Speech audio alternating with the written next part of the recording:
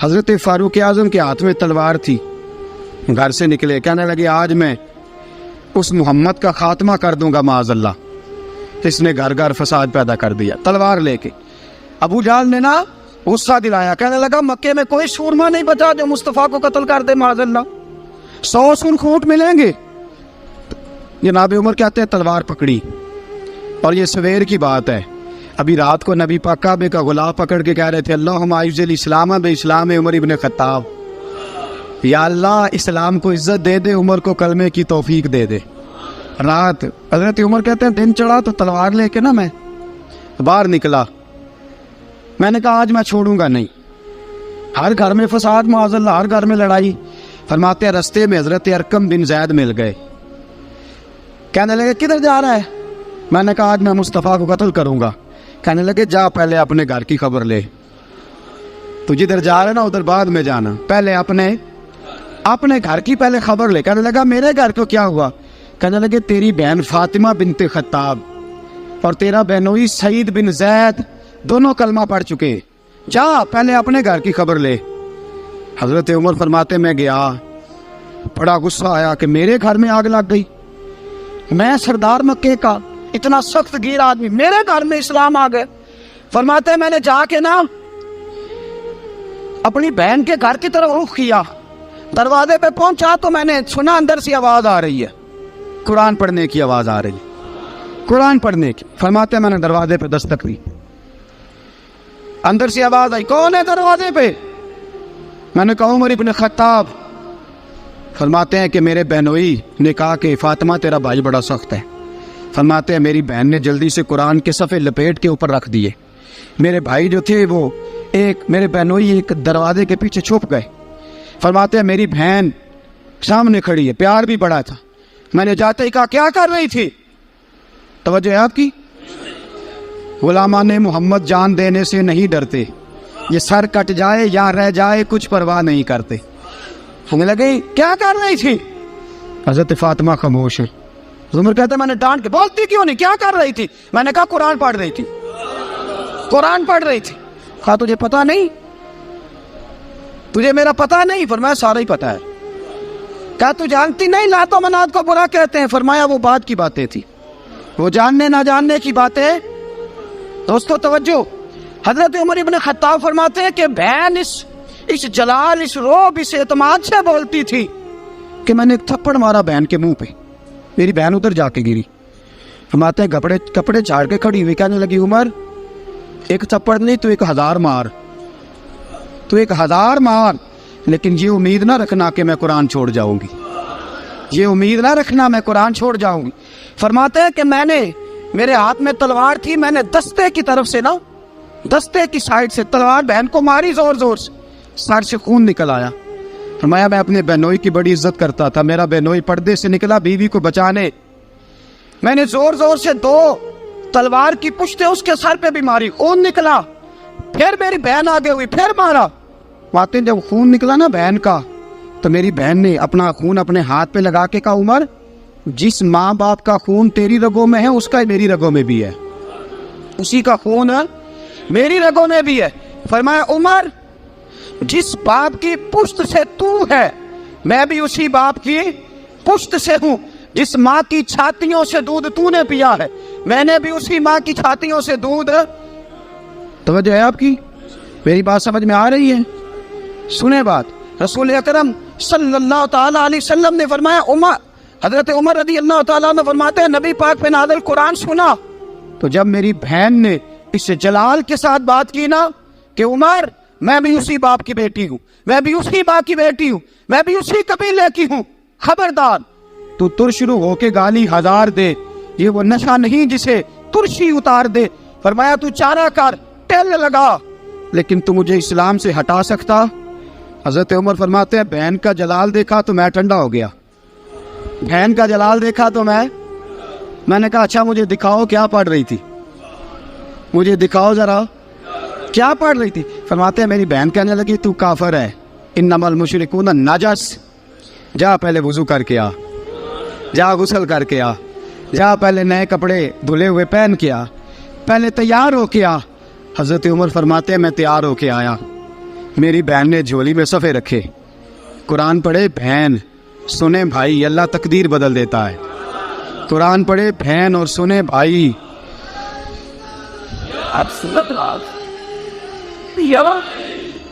قرآن پڑھے بھائی اور سنے بہن, اللہ تقدیر.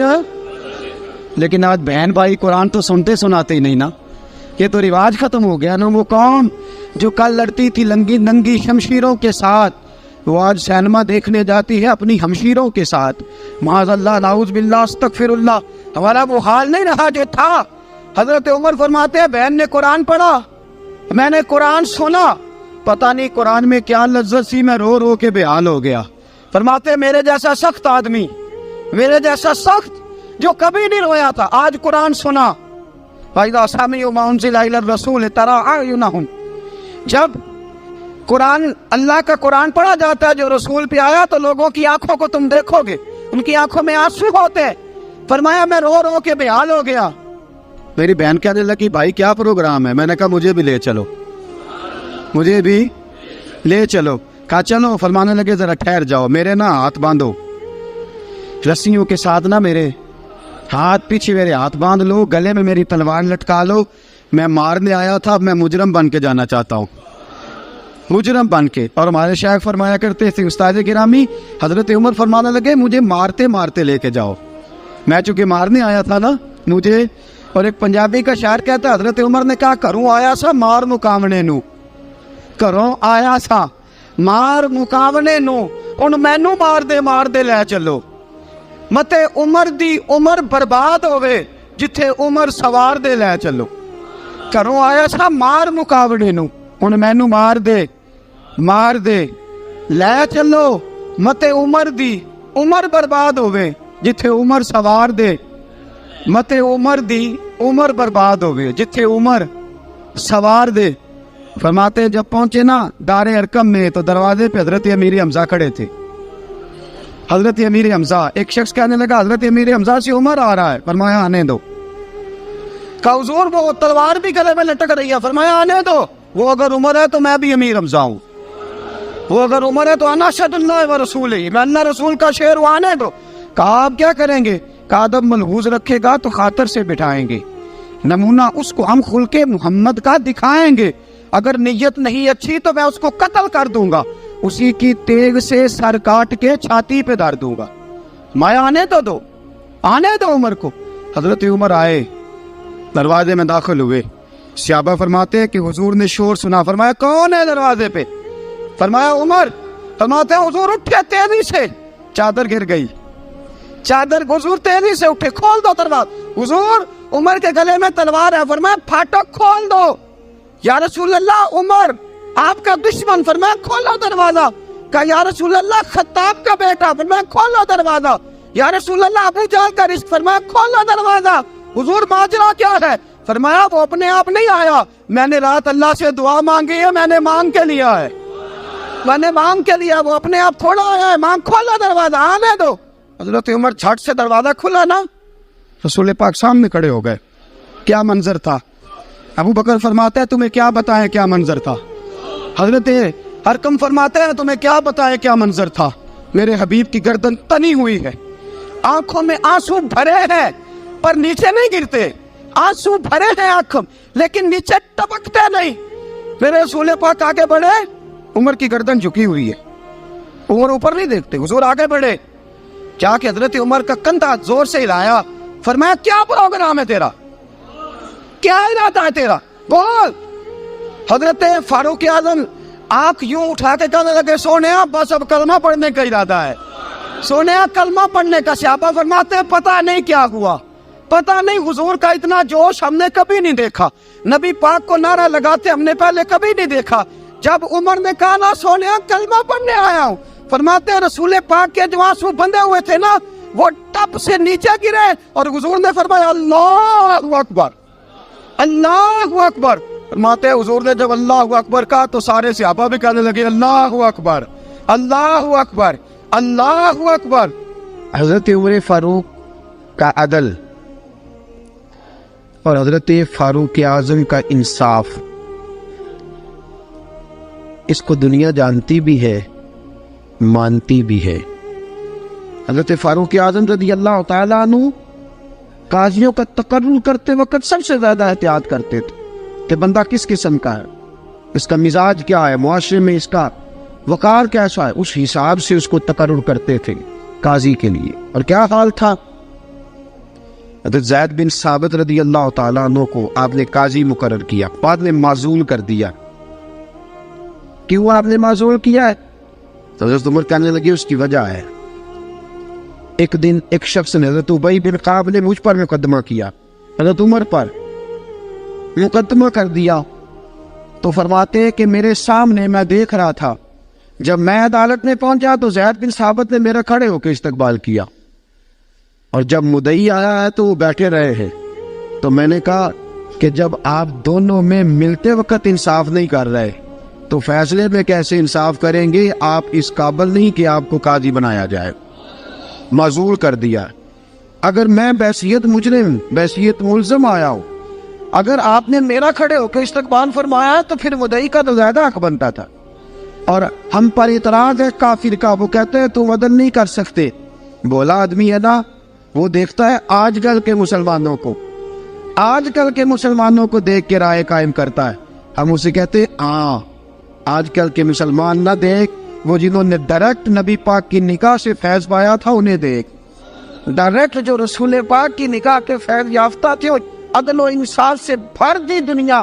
حضرت فاروق اعظم، حضرت عمرو بن عاص مصر کے گورنر تھے، حضرت فاروق اعظم نے انہیں متعین کیا تھا۔ ان کے بیٹے کا مصر میں جھگڑا ہو گیا کسی عام آدمی کے ساتھ، گورنر کے بیٹے کا، اور گورنر کے بیٹے نے اس مصری کو، ایک عام آدمی کو درے مارے۔ تجھے پتہ نہیں میں گورنر کا بیٹا ہوں؟ مصری نے کیا کیا؟ گھوڑے پہ بیٹھا سیدھے مدینے آ گیا، سیدھا مدینے۔ حضرت فاروق اعظم کے در دولت پہ پشت سے کپڑا اٹھایا، پشت سے اس نے اپنے نشان دکھائے تو جناب عمر کی آنکھوں میں آنسو آ گئے۔ ایک عام آدمی ہے، جانتے کوئی نہیں، تمہیں رو پڑے، اتنا ظلم اور میری سلطنت میں، کوڑے برسے تیری پشت پہ، فوراً بھیجا، جاؤ بلا کے لاؤ۔ حضرت عمر بن عاص اپنے بیٹے سمیت آئے، بڑی عدالت ہے۔ حضرت فاروق اعظم کے لفظ، فرمایا اس کو اس کی ماں نے آزاد پیدا کیا تھا، تو نے اسے کیوں غلام بنایا ہے؟ اس کی ماں نے آزاد جنا تھا، تو نے کب سے لوگوں کو غلام کا؟ بیٹے یہ کیا کہتا تھا؟ یہ کہتا تھا میں گورنر کا بیٹا ہوں، تجھے تو جانتا نہیں۔ فرمایا اب یہ بڑی عدالت ہے، کوڑا پکڑ اور اس گورنر کے بیٹے کی پشت پہ برسا اور اسے کہہ تو گورنر کا بیٹا ہے، میں محمد کا غلام ہوں صلی اللہ تعالی علیہ وسلم۔ اسے بتا، اسے اب بتلا کہ تو گورنر کا بیٹا ہے نا، میں نبی پاک کا غلام ہوں، اور جو مصطفیٰ کے غلام ہوتے ہیں وہ سارے برابر ہوا کرتے ہیں۔ حضرت فاروق اعظم کا عدل، جناب فاروق اعظم کا انصاف، جناب فاروق اعظم رضی اللہ تعالیٰ عنہ۔ روم کا ایلچی آیا نا حضرت عمر فاروق کے پاس، تو وہ کہتا ہے میں پیغام لے کے آیا اپنے بادشاہ کا، اور میں سفیر تھا، میں بڑے ملکوں میں گیا، بڑے بادشاہ دیکھے، بڑے امیر دیکھے۔ حضرت فاروق اعظم رضی اللہ تعالیٰ عنہ کے دربار مجھے بھیجا گیا۔ جب پہنچا تو میں نے مسلمانوں سے کہا تمہارے بادشاہ کا دربار کہاں ہے؟ انہوں نے کہا نہ ہمارا بادشاہ ہے نہ کوئی دربار ہے، نہ بادشاہ ہے نہ کوئی۔ اچھا تو پھر وہ کدھر بیٹھتے ہیں؟ کہا یا مسجد میں ملیں گے یا اپنے جھونپڑے میں ملیں گے۔ تو کہا تمہارا بادشاہ بھی کوئی نہیں؟ کہا بادشاہ نہیں، ہم مومن ہیں، ہمارا ایک امیر ہے جسے امیر المومنین کہا جاتا ہے۔ وہ شخص کہتا ہے میں مسجد گیا، میں نے کہا عمر کدھر ہے؟ انہوں نے کہا جی ابھی نکلے تھے، ادھر ہی ہوں گے۔ میں نے کہا یہ کیسا بادشاہ ہے؟ کوئی کہتا ادھر ہوں گے، کوئی کہتا ادھر ہوں گے۔ یہاں تو صوبائی وزیر صاحب سڑک سے گزرے تو سارے روڈ 3 گھنٹے بلاک رہتے ہیں، اور یہ کیا چکر ہے کہ لاکھوں مربع میل کا حکمران، کوئی کہتا اس گلی میں گیا، کوئی کہتا اس گلی میں گیا، یہ کیسا بادشاہ ہے؟ کدھر ہے عمر؟ انہوں نے کہا یہی تھا۔ دوسرے سے پوچھتا جو وہ باغ کی طرف گئے، باغ میں گئے تو وہ ایلچی کہتا ہے میں نے باغ والے سے پوچھا کہ یہاں تمہارا امیر کدھر ہے؟ انہوں نے کہا وہ درخت دیکھ رہے ہو؟ کہا حضرت دیکھ رہا ہوں۔ اس درخت کے نیچے وہ ایک شخص جو سویا ہوا ہے نا، مٹی کا ڈھیلا سرہانہ بنا کے، وہ درخت کے نیچے مٹی کے ڈھیلے کا سرہانہ بنا کے جو بندہ سویا ہے وہی ہمارا امیر ہے۔ وہ سامنے حضرت سیدنا عمر فاروق کے پاس وہ بندہ جا کے کھڑا ہو گیا. وہ کہتا ہے کہ پسینہ گر گر کے نا مٹی کے ڈھیلے پہ گارا بنا رہا تھا. پسینہ گر گر کے مٹی کا ڈھیلا وہ تر تھا. حضرت فاروق اعظم سو رہے تھے. کہنے لگا میں 20 اور درجنوں بادشاہوں کو دیکھ چکا تھا جن کی آنکھیں 10 گن. حضرت عمر کی آنکھ کھلی, تامت سمیٹی اٹھ کے بیٹھ گئے. کدھر آیا ہے؟ کہنے لگا حضرت جی آیا تو کسی اور کام تھا, آیا تو کسی, لیکن اب کام کوئی اور بن گیا ہے. آپ نے فرمایا اب کیا کام بنا ہے؟ کہنے لگا میرا کام یہ بنا ہے کہ میرا بھی دل کیا میں بھی کلمہ پڑھوں اور نبی پاک کا غلام بن جائے.